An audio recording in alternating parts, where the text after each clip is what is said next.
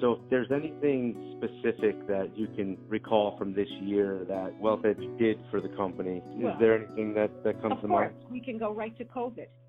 Getting the financial money from the government, they took control immediately, and we never skipped a beat because of it. In short, it's basically frozen our business in time and presented us with financial challenges which could have, essentially gone to business school for 20 years and never had to encounter. So, WealthEdge's advice and expertise has been very helpful. When there was so much uncertainty in regards to the economy and business, and specifically in medicine, trying to figure out how are we going to take care of our patients from a medical perspective, and then how do we run a business in the middle of this horrible morass? What I'm telling you about COVID, what I'm telling you is that the paperwork involved to get that money from the government, the amount of paperwork, the amount of detail they wanted, they just took it off. Initially, I stressed over it when I saw the paperwork, but Stan just took the lead and handled everything. And it's still being handled by them. It's still not over. The forgiveness nature of those PPP loans was something that we were trying to navigate for a while to get some guidance on how we should manage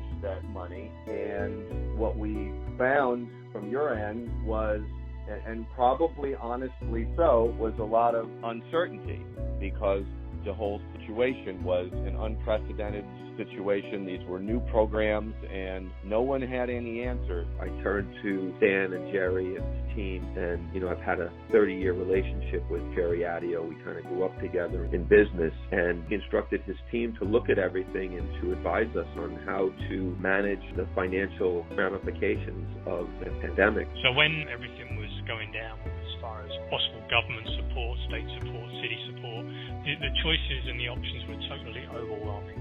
We knew we had some options out there, but I think WealthEdge's biggest and best advice was to take a step back, take a breath, and be patient and, make the right decisions during that period rather than, going with a more scattershot approach. Believe it or not, I think we came out better from the pandemic than we went into it financially as a business. And I think because we worked so well together and because their insight and information was invaluable to me, I think we came through it just fine.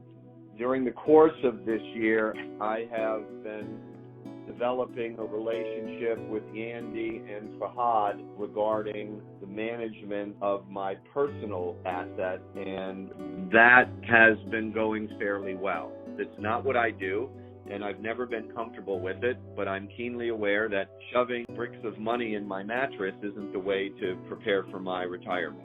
They know what my practice is. They know who we are, what we are.